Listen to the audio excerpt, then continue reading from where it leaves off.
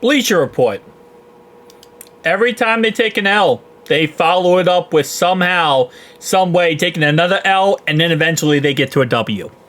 And I don't know, maybe it's like they keep posting stupid stuff, so eventually their publication people go like, what the heck is this? Like, this is the stupidest post ever. Well, I guess they figure something out because they posted that we should trade for Aziz Aguilari. Probably butchered that name completely. But yeah, they think we should trade for this guy. And honestly, sure.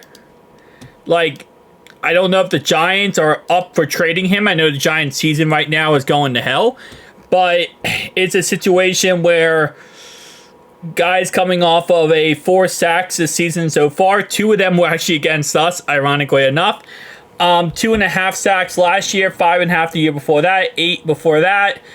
It's not like I think this guy is going to automatically be the best player possible, you know, like in the league. But getting another guy on our defensive line that can help pass rush, why not? Like, I really have no issue at all with this, again, as long as the situation gets traded for correctly. Now, again, do I think we're going to do this? No. I don't. And 0 chance, I would say, that we actually do go ahead and go for somebody, especially not at a top-tier player, just because, again, how much either draft picks we'd have to trade or player we'd have to trade, and there's really no player right now that I'm looking at and thinking, oh yeah, that's the guy we need to go ahead and go after. Now, he is still on his rookie contract. He is on the last year of his rookie contract, making $2.1 million. So, well, yes, it would be amazing that if we traded for him because, again, he's on last year's rookie contract. But the problem is he's going to probably want a new contract. So, if we trade for him, he's probably going to want to get paid big boy money. And my guess is, obviously, he's young, has a humongous future ahead of him, plenty of time ahead of him to continue to be great. If that's the case, he's going to want a lot of money. He played 11 games last year, started 7. He played 7 the year before that, played 7, started 5. And in his rookie season, started 17, played 17, started 13. So, not sure what is his injury history, but I'll be honest with you. If we can get him for the correct price, sure. You know, there's so many times nowadays, I feel like, where players get traded for absolutely nothing, and people just look around like, how did that team get this guy for, you know, pretty much pennies on the dollar? Well, can we do that pennies on the dollar thing? I believe that the Browns got Lazarius Smith, like a 6th-round pick back in the day. So maybe we could take advantage of a team that is doing bad and actually help us out, right? Let's do some crazy front office moves here. All right. Second guy. Other than that Bleacher Report guy, there's another player that right now, apparently the Bengals are being urged to go ahead and go after. And that is Greg Newsome. You know who Greg Newsome is? He is a cornerback for the Cleveland Brownies. Let me actually do it like that. He is a Cleveland Brownies cornerback, 6 foot tall, 192 pounds. He is currently 25 years old. Last year had some injuries. I know that for a fact.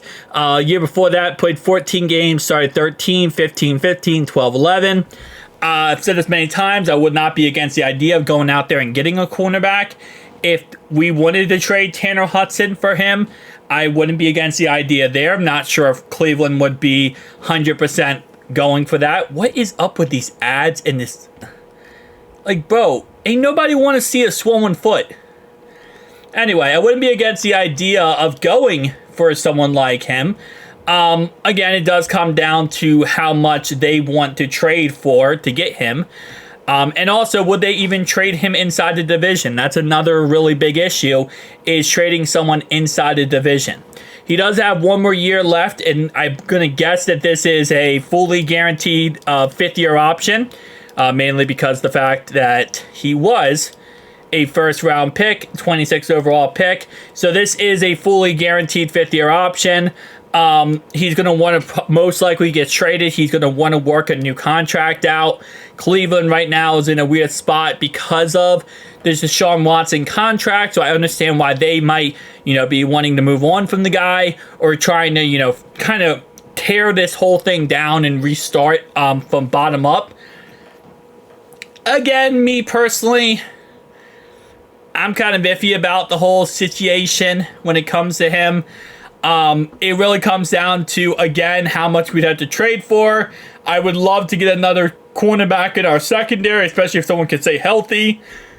Sure. Again, like I said, I always say every trade is pretty much a yes depending on the price tag that is available and, who the player is. I mean, if the player is good and the price tag is right, then yes, the deal is always yes.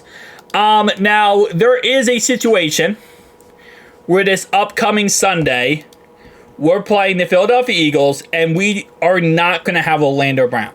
So, ironically enough, and it's so weird to say this out loud, but there's a good chance that Geno Stone plays this weekend, but Orlando Brown doesn't. Even though Orlando Brown was able to walk off the field and kind of hobble, based on what we understand, he has an injury that tennis players get. It's called like a tennis injury or whatever. It is an injury that only usually tennis players get.